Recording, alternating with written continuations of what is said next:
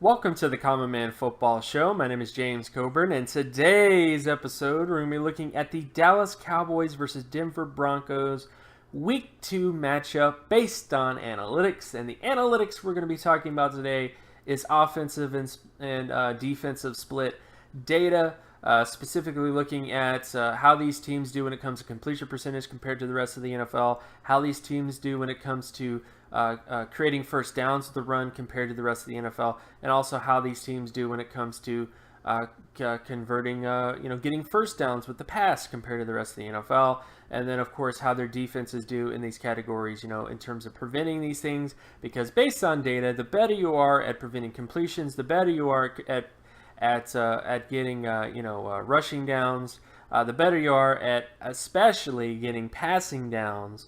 In terms of the higher your conversion rate when it comes to the pass, the more football games you typically win.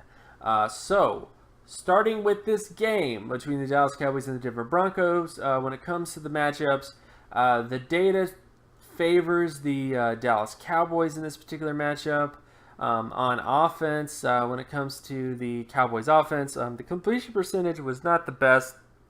Dak Prescott did not have the best week one sort of situation against the Giants, but the rushing offense was amazing. It pretty much was the second best rushing offense in the NFL when it comes to creating first downs with the run. So it's typical Cowboys. It's just Dak Prescott usually performs a lot better than he did against the Giants.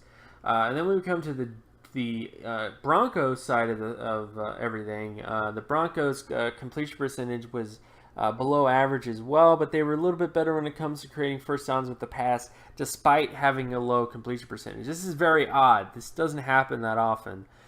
Basically, most of the time when you have a higher completion percentage, the higher your ability to create first downs with the pass is. So this is kind of an anomaly. And then, of course, when you look at the rushing offense for the Broncos, it was pretty much below average. When you go to the defensive side of things, the Cowboys' defense actually played fairly well, despite the high completion percentage of the Giants. They were able to prevent pass conversion rate pretty well, and they also were pretty decent against the run as well, at least above average when it comes to preventing the run. And the Broncos were kind of similar as well. They were really good against the run, but the passing situation was not the best. So that's where the Cowboys might have an advantage. Even though Dak Prescott didn't play that well this week, he might have some advantages against the Broncos' passing defense, considering how well they played against the Chargers, or not. But I do think that based on Week 1 data, that's kind of where the matchup kind of shows up, I guess, in terms of these teams. So overall, based on the data, it looks like a Cowboys victory. I think it also will be a Cowboys victory. I think when it comes to the Cowboys offense, I think they'll play a little bit better, I think, when they play the Denver Broncos this week. And I just think overall I think that's just kind of where the matchups are. So I think overall the Cowboys win this matchup. I think it might be a little bit closer than some people might think, or at least going into the game, some people might think it's going to be close, and I agree with that assessment. But overall, this is kind of how things stack up based on Week 1 data. So again, my name is James Coburn. You can find my work at draftcoburn.wordpress.com. You can also follow me on Twitter at Geometrics. And if you like this content and you want more content like this, be sure to leave a like and subscribe.